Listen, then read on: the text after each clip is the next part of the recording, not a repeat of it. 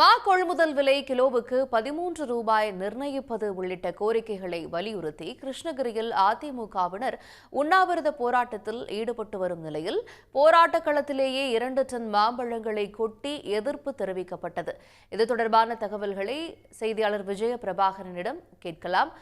விஜயபிரபாகரன், இந்த மா கொள்முதல் தொடர்பாக அதிமுகவினர் போராட்டம் நடத்தி வருகிறார்கள். இப்போது யார் இந்த மாம்பழங்களை கொட்டி எதிர்ப்பு தெரிவிக்கிறது? விவரங்கள் என்ன?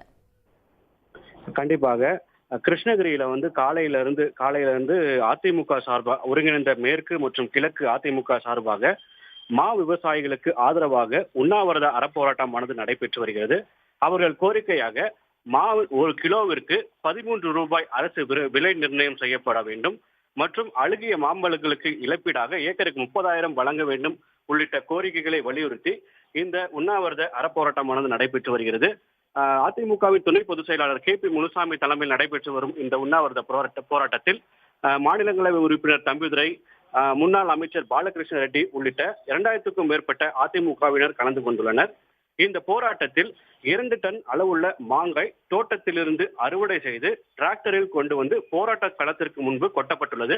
அதிமுக சார்பாக இந்த மாங்காய்கள் தோட்டத்திலிருந்து எடுத்து வரப்பட்டு தமிழக அரசுக்கு கவனம் ஈர்க்கும் வகையில் போராட்ட களத்திற்கு முன்பு கொட்டி தமிழக அரசுக்கு இது போன்ற கோரிக்கைகளை முன்வைத்து அவர்கள் வலியுறுத்தி வருகின்றனர்.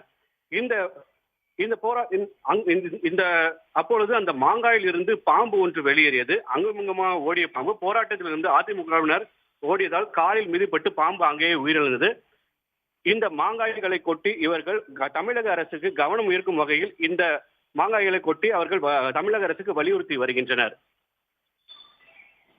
விவரங்களுக்கு நன்றி விஜயபிரபாகரன். உடனுக்குடன் செய்திகளை தெரிந்து கொள்ள சன் நியூஸ் பெல் ஐகானை கிளிக் பண்ணுங்க.